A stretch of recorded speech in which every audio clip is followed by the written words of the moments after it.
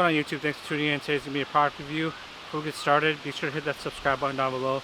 Also that notification bell. I will be doing a giveaway 3,000 subscribers. So keep those subs coming and give this video a thumbs up and share. Without further ado, today's video is going to be on these Viper stabilizers. I have a front and a back bar. Full disclosure here, I did reach out to Viper and they were kind enough to send these out for me to do a review, so I really appreciate that. Viper Archery's been in the game for a really long time now. They make stabilizers as shown here. They make sights, broadheads, etc. Go ahead and check them out. I'll leave a link in the link tree description below. So today's video is going to be on the stabilizer they had sent me. This is the 12-inch VHS, their hunting stabilizer, and also I have a 10-inch back bar. We'll dive deeper into these here in a bit. So they make this style, and then they also make a competition style. When you get this in the box, it does come all pre-assembled for you ready. In the front, it does come with a 4-ounce weight. There are two weights that are kind of glued together. That goes here with the rear one as well. This one I have an extra ounce of weight in here. We'll go over that in a bit here. Just some quick features again. This is the 12-inch model. It's going to be on user preference on how long they want their stabilizer to be.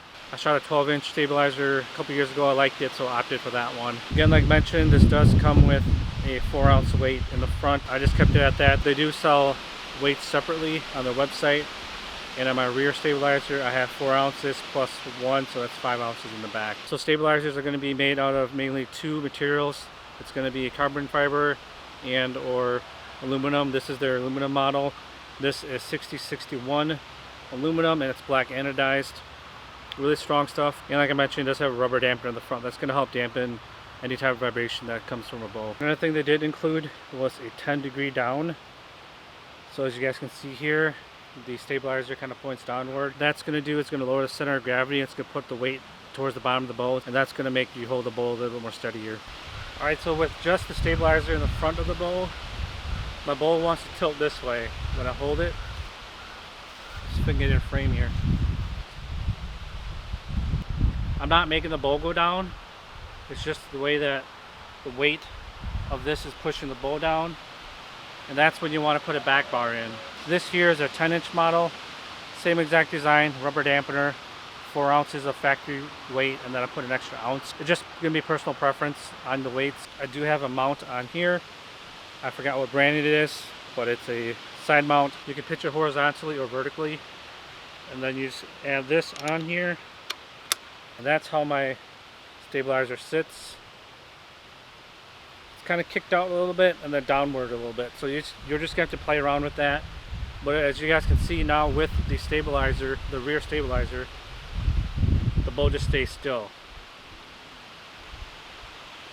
Let's go back to why you want a longer stabilizer on your bow. An analogy that a lot of people use is holding a broomstick.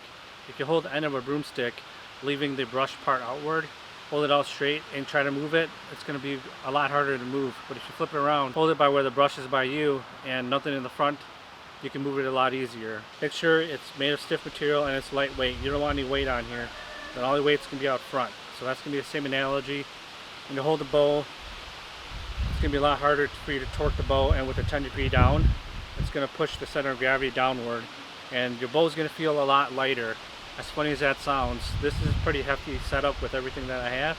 But when you're at full draw, everything just holds that much steadier. So why would you want a back bar?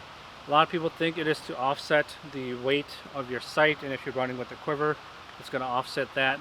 That is true, but primarily what it's mainly doing is offsetting the weight of the stabilizer. As you guys saw before, when I took the side stabilizer off, my bow kept wanting to do this.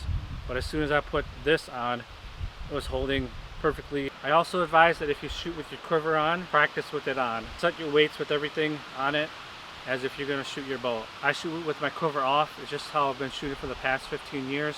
I just feel a little bit more comfortable doing that. But a lot of people do shoot with their quiver on. Again, if you do that, make sure you set everything up weight-wise and everything to your liking with the quiver on. Again, moving back to the back bar here, you're going to want to play around with the weights, the pitch of it, and how it's going to sit. Basically, you're just going to draw back and just try to feel where your bow sits the most steady, and you're going to add weights on it. A lot of people like to put at least 1 or 2 ounces of weight here, and then 4 to 5 to 6 ounces in the back. So that's going to make the bow balance a little bit better. I mentioned before, I have 5 ounces back here and 4 ounces up here. The stud back here does not come all the way out. I think it's stripped on the inside, so I can't add any more weights. I'm going to contact Viper Archery on that to see if they can fix that for me. but I want to put at least another ounce of weight back here just to make the bow feel a little bit better. Right now it does feel pretty well balanced. Like I said, if you hold it out, the bow just wants to sit there. Now having stabilizers on your bow, like I said, it's going to help balance your bow. It's going to help steady you even more at full draw. I do apologize for the wind here, it's pretty windy, but the video goes on. Anyways, there's a misconception about stabilizers here, is that it's going to fix all your errors. It is not. It's actually going to magnify it even more if you don't do your part and fix your form and execution. So keep practicing with what you guys have. Again, I do highly recommend a 10-degree down. That sounds really bright. So that's about it for these stabilizers. Nothing fancy. Again, this is Viper Archery Products, really good company. They make really good sights, so if you guys haven't checked them out, go ahead and check them out. I'll do a few shots for you guys and hold it at full draw just to see how steady I can be, and we'll go from there. Then again, 10-inch bar in the back, 12-inch in the front.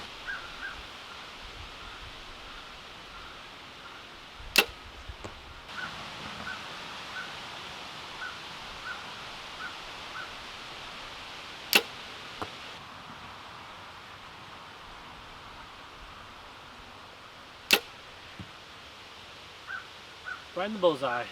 Gonna jump to 30 yards here, just do a few more shots.